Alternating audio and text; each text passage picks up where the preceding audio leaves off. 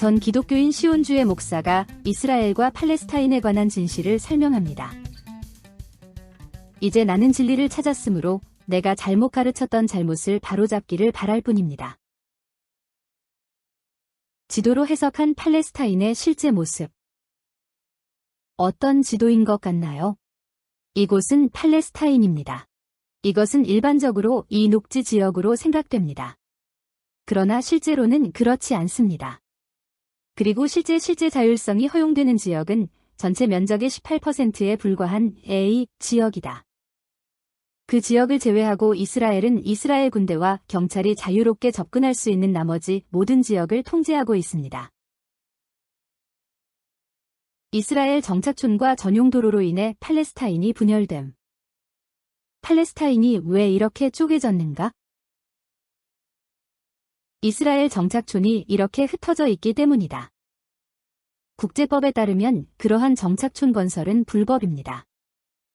그러나 이스라엘은 이를 국가 정책으로 장려합니다.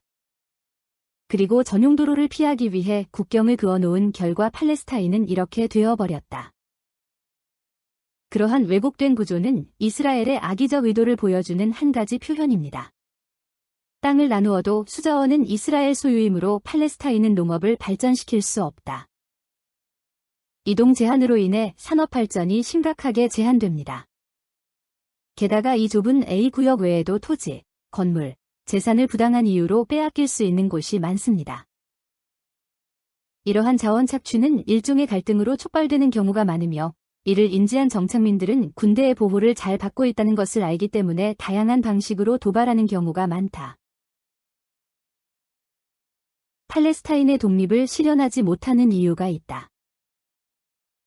이스라엘이 팔레스타인의 독립을 허용하려고 수차례 노력했음에도 불구하고 팔레스타인은 독립을 거부한다는 소식을 들어보셨을 것입니다. 그러나 이는 팔레스타인의 잘못이 아니다. 그러한 상황 때문에 그들은 동의할 수 없습니다. 동예루살렘의 이상한 광경. 동예루살렘 전역에 흩어져 있는 팔레스타인 영토의 이 이상하고 복잡한 모양을 보십시오. 왜 이렇게 부자연스러운 모양이 된 걸까요? 그렇다면 토마토를 싫어하는 사람이 피자를 자른 경우 쪼기 모양이 더 좋아진다고 생각합니다. 이제 그 장소의 사진을 보면서 이 모양의 이곳이 실제로 어떤 곳인지 설명하겠습니다. 이 곳의 사진은 이렇습니다. 경계를 적용합니다. 얼마나 부자연스러운지 알 수 있을 것입니다. 이처럼 부자연스러운 형태가 만들어지는 이유는 이스라엘이 팔레스타인 땅을 착취할 수 있도록 허용하는 법이 존재하기 때문이다. 그들의 땅은 여러 가지 불합리하고 합법화된 이유로 긁어지고 있습니다. 문제의 근원은 땅이 아니라 사람을 어떻게 대하느냐에 있습니다. 이스라엘과 팔레스타인 사이의 문제는 무엇입니까? 땅을 둘러싼 갈등이라고 하는데 실제로는 그렇지 않습니다.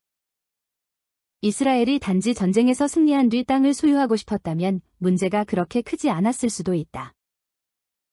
원래는 그러면 안 되지만 적어도 이스라엘이 건국될 때까지만 해도 국제사회는 한 국가가 전쟁에서 승리하면 그 땅을 점령하고 자국의 영토로 만들 수 있다는 점을 용인했습니다. 그래서 이번에는 그것에 대한 좋은 점과 나쁜 점에 대해 논하지 않겠습니다. 그리고 거기에는 문제가 없습니다. 문제의 근원을 한마디로 표현하자면 이스라엘의 정책은 그들이 땅을 원하지만 백성을 원하지 않는다는 것입니다. 일반적으로 한 나라가 다른 나라를 정복하면 그 땅의 주민들은 정복한 나라의 시민권을 취득합니다. 그러나 피정복자에게 시민권을 부여하지 않는 정복 형태가 존재하는데 이를 식민화라고 하며 오늘날 국제사회에서 이를 승인하지 않고 있다. 1967년 6일 전쟁에서 이스라엘은 서안 지구를 점령했다. 그러나 이스라엘 내에서는 서안 지구를 요르단에 반환해야 한다는 여론이 강했습니다. 거기 사는 아랍인들에게 시민권을 주면 당연히 인구균형이 파괴되고 유대인들은 불리한 입장에 놓이게 되기 때문이다. 놀라운 트릭으로 땅을 정복하세요. 그러나 이스라엘은 땅을 돌려주지도 않고 시민권도 주지 않고 이곳을 식민지로 부르지도 않고 계속해서 이 땅을 점거한다는 놀라운 수법으로 이 문제를 극복했습니다. 편파적으로 보이는 유엔 결의에는 이유가 있다. 친이스라엘 사람들은 유엔 결의안이 편향되어 팔레스타인에 유리하다고 불평한다는 말을 자주 듣습니다. 그러나 그것은 전체 그림을 보지 못하기 때문이다. 그러한 오해의 원인은 이스라엘이 기본 국제법을 위반하고 그 결과에 대한 운 결의안이 있다는 이해가 부족하기 때문입니다. 1967년 6일 전쟁에서 이스라엘이 승리했기 때문에 그 땅이 이스라엘 소유라고 생각할 자유가 있다. 하나님께서 성경에 그 땅을 약속하셨기 때문에 그 땅이 이스라엘의 것이라고 믿을 자유도 있습니다. 그러나 이스라엘을 반대하는 자들은 성경을 모르기 때문에 또한 반유대주의자이기 때문에 그런 입장에 있는 것이 아닙니다. 그들은 국제법의 상식에 따라 입장을 취합니다. 이스라엘과 팔레스타인 문제의 핵심 쟁점은 땅이나 종교에 있지 않다는 것이 중요하기 때문에 다시 한번 주장하겠습니다. 오히려 그 땅에 사는 사람들을 어떻게 대하느냐의 문제이다. 이스라엘이 유대인을 위한 나라라는 기본적 믿음은 정당한 판단을 방해하고 평소 상황에서는 상상도 할 수 없는 비인도적인 정책을 하게 만드는 경향이 있다. 이스라엘은 현재의 서한 지구 점령 상황은 국가 안보상의 이유로 불가피하다고 말했습니다. 주변 국가에 적들이 있기 때문에 이스라엘이 이 땅을 포기한다면 이스라엘은 극도로 좁아지고 나라를 지키기가 어려울 것입니다. 그리고 그 땅에 사는 사람들이 이스라엘에 대해 원한을 품고 있어서 이스라엘이 그들을 시민으로 받아들일 수 없다고 말합니다. 그러나 한편으로 이러한 불안정한 상황이 계속되는 한 이스라엘은 현재의 상태를 무한정 유지할 수 있을 것입니다. 팔레스타인이 완전히 독립하지 않은 두 국가 해법은 이스라엘에게도 편리하다.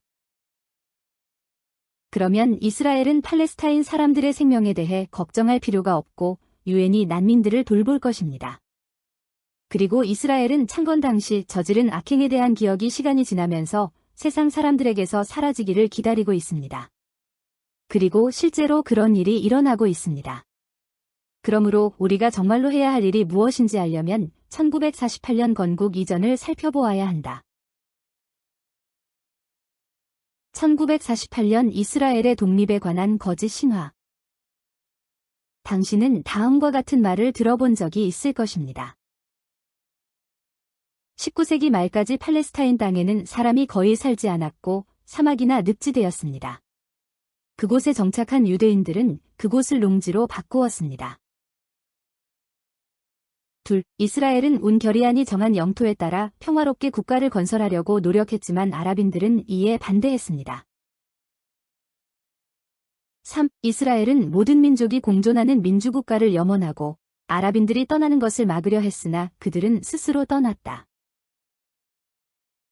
4. 독립선언 직후 아랍군은 이스라엘을 네 방향에서 동시에 공격해왔습니다. 그래서 독립전쟁이 일어난 것이다. 5. 유대인들은 군대가 부족했음에도 불구하고 기적적으로 전쟁에서 승리했습니다. 그러나 이 모든 내용은 거짓이었습니다. 역사적으로 농업지대였던 팔레스타인 땅. 팔레스타인 땅에서 팔레스타인이라는 말의 의미는 현재의 이스라엘과 팔레스타인을 모두 포함하는 곳이다. 1948년까지 역사적으로 그곳은 그렇게 불렸다. 20세기 초에는 팔레스타인은 미래 바다라고 불릴 만큼 농업지대였다. 이처럼 산지와 남부 사막지대를 제외하고는 옛날부터 농경지가 많이 있었다. 그래서 마을이 많았어요. 아랍인들은 예전부터 그 땅에 살았었지. 이스라엘의 선전에는 다음과 같은 말이 있습니다. 아랍인들은 팔레스타인에 유대인들이 살기 시작하고 경제적 번영이 있었기 때문에 주변 지역에서 팔레스타인으로 들어와 온 사람들이었다. 그러나 그것은 옳지 않습니다. 이것은 확실한 일이지만 그곳에서 살아온 사람들이 있었습니다. 세 가지 종교가 평화롭게 공존했던 땅. 그 땅에는 고대부터 유대인들이 살고 있었습니다. 바르코크바, 반란과 2세기의 실패 이후 모든 유대인들이 이 땅에서 추방되었다는 가설은 이제 부정되었습니다. 1세기에 그곳에 살았던 많은 유대인들이 기독교로 개종했고 그 이후에도 많은 사람들이 무슬림으로 개종했습니다. 그런 의미에서 팔레스타인 사람들 중 일부는 아브라함과 야곱의 후손인 전 유대인이기도 하다. 이는 팔레스타인의 신앙을 지키며 계속 살아온 유대인과 기독교인이 존재했다는 뜻이다. 그곳은 대다수의 사람들이 무슬림이었던 땅이었습니다. 그러나 사람들은 평화롭게 공존했습니다. 많은 사람들이 이것을 오해하고 있는데 유대인과 이슬람교도가 끊임없이 갈등을 겪었다는 것은 사실이 아닙니다. 팔레스타인에서는 세 종교가 수년 동안 평화롭게 공존했습니다. 2. 온 결의안을 무시한 이스라엘의 만행. 유엔의 팔레스타인 분할 계획과 이스라엘의 만행. 오스만 제국은 제1차 세계대전 이후 땅에 대한 권력을 잃었습니다. 그리고 그것은 영국의 위임 통치 지역이 되었습니다. 문제는 20세기에 유대인 정착민들이 점차 늘어나면서 나타나기 시작했다.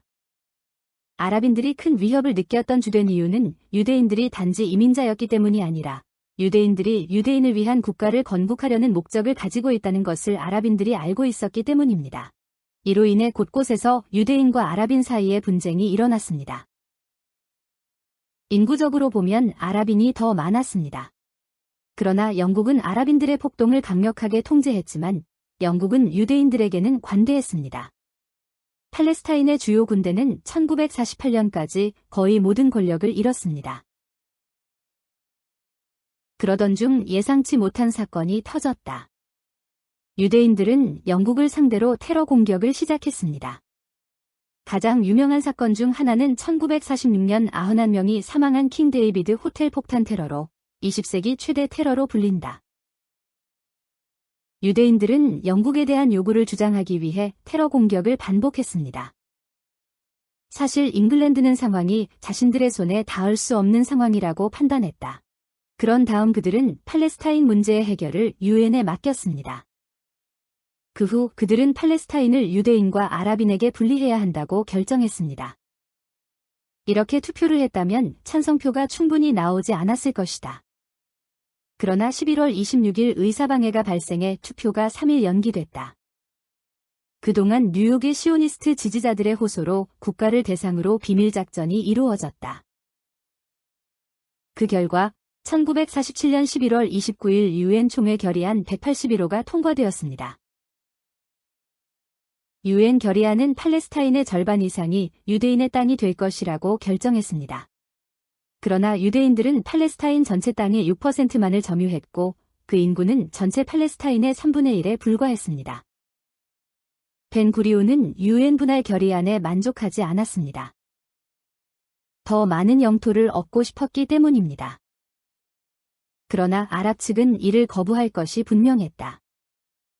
그러므로 그들은 자신들의 입장에서 거절할 필요가 없다고 생각했습니다. 그러다가 벤구리온은 이를 일단 받아들였고 이후 무력으로 영토를 확장할 계획을 세웠다. 당연히 아랍인들은 이에 저항했다. 이제 유대인들은 그것을 표면적으로 받아들이는 것처럼 행동했습니다. 놀랍게도 이스라엘은 정해진 국경을 존중하지 않고 국경을 최대한으로 확대하고 가능한 한 많은 아랍인들을 몰아내기 위한 작전을 시작했습니다. 상황을 다르게 설명하면 유대인들은 유엔의 분단안을 거부하자마자 침략전쟁을 시작한 것입니다. 3. 아랍인들을 학살하고 위협하고 추방한 이스라엘. 당시 최고 지도자였으며 이후 초대 총리가 된 벤 구리온은 이스라엘에서 아랍 주민들을 쫓아내기 위한 명확하고 상세한 계획을 가지고 있었습니다. 이 모든 것이 오늘날 명백히 입증되었습니다. 팔레스타인 도시, 마을에 대한 상세한 조사. 민족 청소와 토지 몰수를 위해 마을에 관한 기록이 완성되었습니다. 해당 기록 보관소에는 각 마을의 지형적 위치, 접근 도로, 토지의 질, 셈, 주요 수입원, 사회정치적 구성, 종교적 소속, 무크타르, 촌장의 이름, 다른 마을과의 관계, 남성 개인의 연령, 16에서 50세, 숙련공의 수, 농장에 심은 나무의 수 등 그것은 모든 영역의 정확한 세부 사항에 대한 기록이었습니다. 모든 자료 중 특징적인 것은 적대성, 시온주의 프로젝트에 대한 지수에 관한 것으로 시온주의에 대한 적대감에 관한 것이었다. 이 목록에는 1936년 반란에 연루된 사람들과 영국과의 싸움에서 누군가를 잃은 사람들의 가족들의 목록이 있습니다. 이처럼 데이터는 전략적이고 상세했습니다. 내부자들은 이러한 데이터를 수집할 목적으로 임명되었으며 이스라엘 군대가 마을을 침공할 때 이들을 안내했습니다. 놀랍게도 이 기록 보관소는 1943년경에 완성되어 인종청소 과정에서 널리 사용되었습니다. 이는 인종청소가 체계적이고 계획적이었다는 증거다.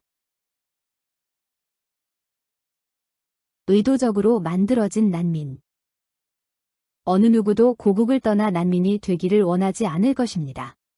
따라서 아랍인들을 난민으로 만들기 위해서는 전투가 필요했다. 따라서 이스라엘은 어떻게든 아랍 마을을 전투에 참여시키려고 도발했습니다. 그러나 아랍인들은 위기감을 느끼지 않았다. 그래서 그들은 공격에 대응하지 않았고 이것이 그들의 계획을 어렵게 만들었다.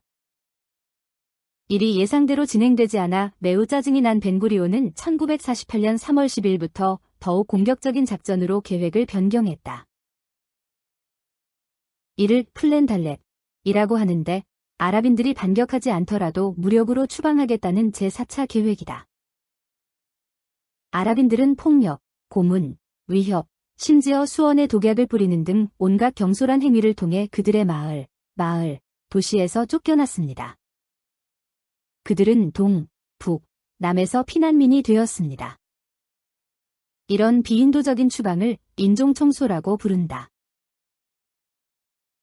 난민의 무관심한 친이스라엘 기독교인. 친이스라엘 사람들이 팔레스타인 난민들에게 냉담할 수 있는 이유는 그들이 돌아갈 수 없는 것이 자신들의 잘못이라고 생각하기 때문이다. 그들은 이스라엘이 아랍인들을 저지했음에도 불구하고 팔레스타인 난민들이 자신들의 선택에 의해 떠났다고 믿습니다. 실제로 그들은 아랍 지도자들이 이스라엘 영토로 추정되는 땅에 살고 있는 아랍인들에게 이스라엘을 이 땅에서 완전히 쫓아낼 때까지 일시적으로 팔레스타인으로 피난하라고 지시했다는 믿음이 있다고 믿고 있다. 그러나 이것은 거짓이며 이 믿음은 현재 거부되고 있습니다. 역사적 맥락. 그 당시 팔레스타인에서는 통치자가 바뀌었다고 해서 집이나 농지를 떠나 불편하게 살며 난민이 되는 길을 택한 적이 없었을 것이다. 당시는 특정 국가의 국민이 된다는 의식이 없었기 때문이다. 그들이 한 일은 전쟁의 과정을 옆에서 지켜보고 전쟁의 결과로 탄생한 새로운 통치자에게 복종하고 그들에게 세금을 내고 삶을 이어가는 것뿐이었다. 또한 전쟁이라는 단어를 들으면 현대 국가의 전면전을 상상할 수도 있습니다. 하지만 20세기까지는 군인과 민간인, 전투원과 비전투원 사이의 구분이 있었습니다. 그러므로 현대 국가전쟁을 경험하지 못한 팔레스타인인들은 그들이 있는 곳에서 도망칠 필요성을 느끼지 못했다. 이스라엘이 모든 지파가 공존할 수 있는 나라를 만들겠다고 했다면 그들이 편안하게 살던 땅을 떠날 이유가 없었습니다. 나치의 유대인 학살 재현. 아랍인들은 그 자리에 머물려고 했지만 이스라엘군은 아랍인의 집에 침입하여 주민들에게 즉시 떠나라고 명령했습니다. 아랍인들이 떠난 뒤의 상황을 지켜본 골다 메이어 제5대 총리는 마치 나치가 유대인을 학살한 뒤와 같다고 말했다. 아랍인들이 갑자기 집에서 사라지고 저녁 식사를 식탁에 놓고 식사를 준비하는 상황을 보았기 때문입니다. 이스라엘과 팔레스타인 갈등의 원인을 찾기 위해 성경시대로 돌아갈 필요는 없습니다. 영국의 이중 외교가 난민이나 오늘날의 테러리즘의 원인도 아닙니다. 인종청소가 없었다면 큰 문제는 없었을 것이기 때문이다. 이스라엘이 유엔 결의를 위반하면서도 1949년 유엔에 가입할 수 있었던 것은 난민 귀환을 전제로 했기 때문이다.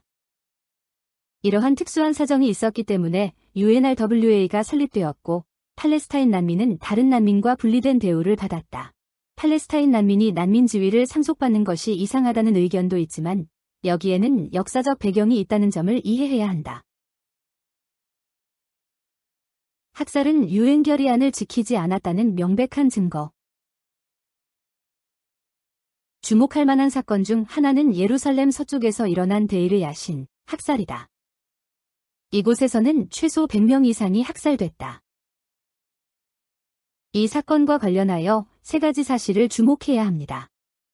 하나는 이 학살이 이스라엘의 독립선언이 있기 한 달 남짓 전인 1948년 5월 14일에 일어났다는 것이다. 둘째, 그 마을은 유엔 분할 계획에 따라 결정된 이스라엘 국경에서 20km 떨어진 곳이었습니다. 이스라엘의 침공이 독립선언 한 달 전부터 이렇게까지 진전되었다는 것은 충분히 놀라운 일이다. 이 날짜와 지위관계는 이스라엘이 유엔 결의안에 따라 평화적으로 독립을 목표로 삼지 않았다는 반박할 수 없는 증거입니다. 그리고 실제로 전체 난민 중 절반 이상인 수십만 명이 독립전쟁이 일어나기 전에 이미 이스라엘 밖으로 추방되었습니다. 세 번째로, 이 마을은 위치가 예루살렘과 가깝기 때문에 오니 어느 나라의 영토권도 승인하지 않았기 때문에 국제적으로 관리되어야 했습니다. 그것은 이스라엘이 운에서 이 땅을 빼앗았다는 것을 의미합니다. 이스라엘의 예루살렘 침공은 유엔이 예루살렘을 이스라엘의 수도로 삼는 것을 승인하지 않았다는 바로 그 증거입니다. 이스라엘은 심지어 유엔으로부터 서예루살렘에서 철수하라는 요청을 받기도 했습니다. 그렇다면 유엔이 동예루살렘 합병을 승인하지 않는 것은 당연하다. 정의를 미워하고 옳은 것을 불의로 바꾸는 이스라엘의 통치자들아, 내 말을 들어라. 그들은 피로 시온을 건설하며 죄악으로 예루살렘을 건설하며 4. 이스라엘이 이런 무모한 행동을 하지 않았다면 독립전쟁은 일어나지 않았을 것이다. 당신이 그것을 볼 때 이스라엘이 운분하란을 받아들였음에도 불구하고 아랍인들이 반대했기 때문에 독립전쟁이 일어났다는 것은 거짓이었다는 것을 보시면 이해하는 데 도움이 될 것입니다. 주변 아랍 국가들이 의용군을 파견한 이유는 이스라엘의 인종 청소에 대한 분노 때문이었습니다. 그러나 아랍군은 5월 14일까지 대규모로 반격할 수 없었다. 그 땅은 영국의 지배를 받았기 때문이다. 그러므로 이스라엘이 유엔이 정한 국경을 지켰더라면 독립전쟁도 일어나지 않았을 것이라고 생각됩니다. 이스라엘의 싸움은 우리가 들었던 것만큼 어렵지 않았습니다.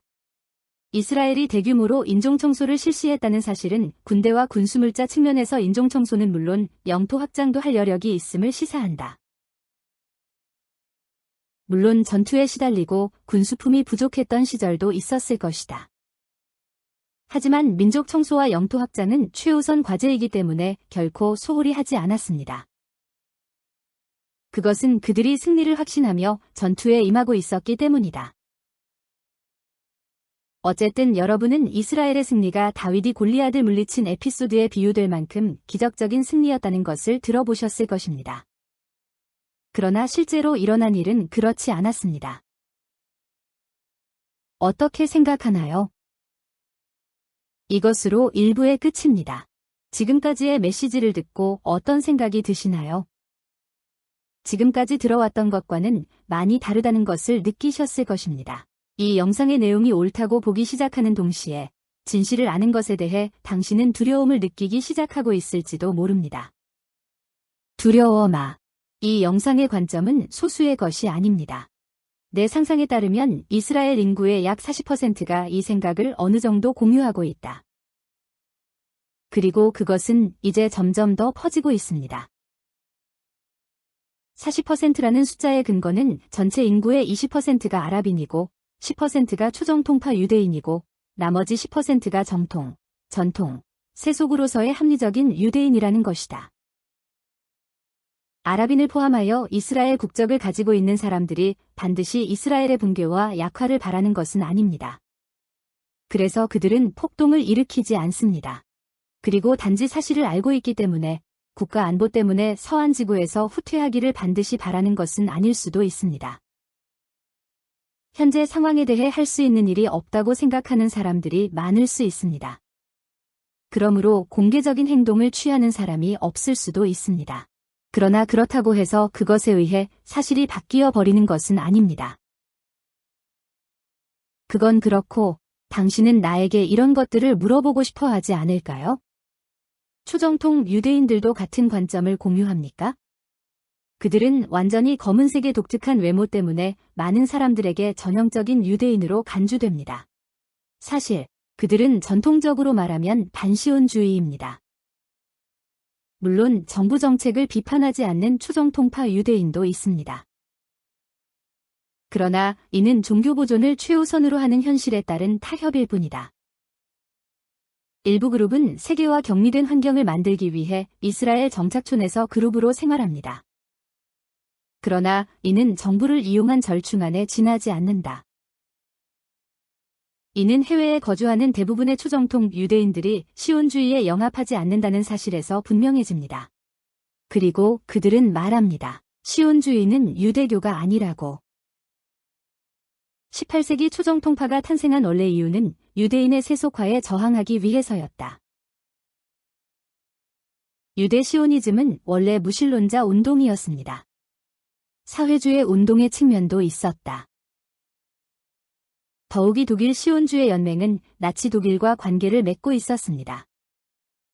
이는 제1차 세계대전 이후 독일의 경제 제재를 피하기 위한 전략의 일환으로 1933년 체결된 하바라 협정이라고 불린다. 그리고 그 관계는 1939년까지 계속되었습니다. 그러므로 그러한 움직임은 초정통 유대인들에게는 용납될 수 없는 일이었습니다. 그들에게 그것은 하나님을 모독하는 일이다. 하나님이 약속하셨기 때문이라는 것만으로 국가로서의 이스라엘을 재건시키는 것은 하나님에 대한 모독입니다. 마치 아브라함이 아들을 얻기 위해 여종 하갈을 통해 아이를 낳은 것과 같습니다.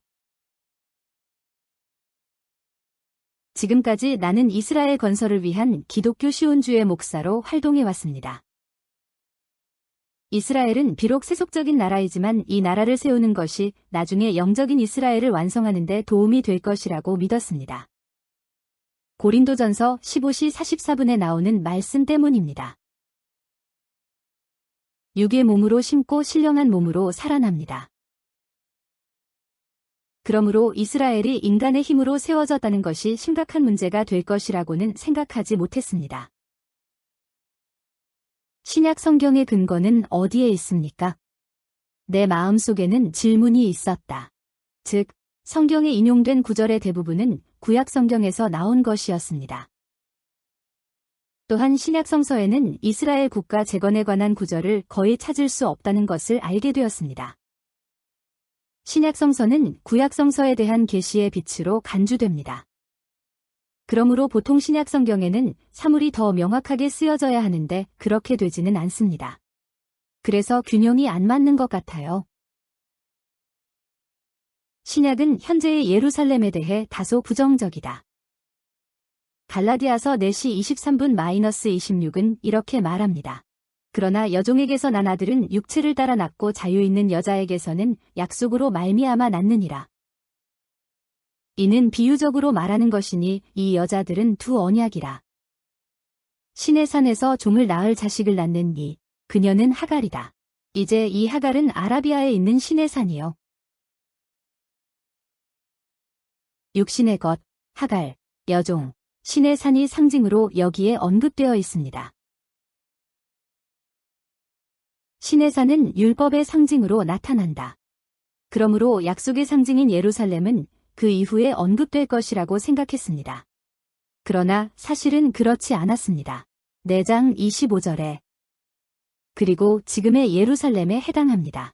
왜냐하면 그녀가 그 자녀들과 함께 종노릇을 하고 있기 때문입니다. 하나님의 관점에서 볼 때 현재의 예루살렘은 신의 산이고 여종입니다. 그러므로 땅의 예루살렘과 땅의 이스라엘 나라에 너무 집착하는 것은 실수입니다.